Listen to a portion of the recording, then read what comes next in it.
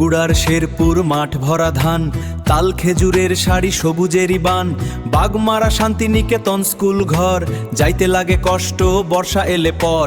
ধৈঞ্চা Ryle কাদা পা চলে না আর, তবুও থামে না পথ স্বপ্নে ভরা বার। জ্ঞান আলো জ্বালাতে মন যে দৃঢ় হয়, শান্তিনিকেতন আমাদের শান্তির আলয়।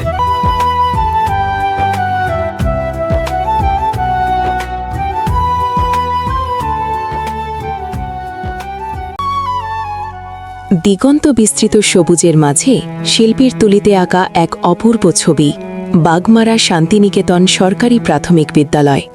কিন্তু ছবির মতো সুন্দর এই দৃশ্যপটেই লুকিয়ে আছে শত শিশুর দীর্ঘশ্বাস। নাম শান্তি হলেও এখানে নেই কোনো শান্তি। লোকালয় থেকে দূরে আদিবাসী গ্রামের পাশের এই স্কুলে পৌঁছাতে আজও নেই কোনো পাকা রাস্তা। বর্ষা মানেই এখানে এক ভয়ঙ্কর বিভীষিকা।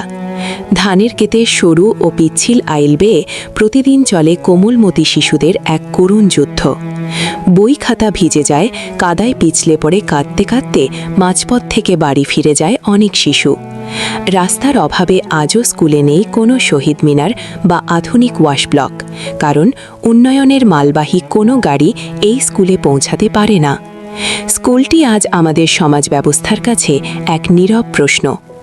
আদিবাসী আর খেটে খাওয়া মানুষের সন্তানদের শিক্ষিকা হওয়ার স্বপ্ন কি তবে কাদার আইলেই মুখ থুবড়ে পড়বে? মাত্র একটি মজবুত রাস্তা কি পারে না এই বিচ্ছিন্ন স্কুলটিকে মূল স্রোতের সাথে যুক্ত করতে? স্কুলটি আজ করুণ চোখে তাকিয়ে আছে একটি পথের অপেক্ষায়, কাদামুক্ত কিছু শিশুর আনন্দময় পদচারণার অপেক্ষায়।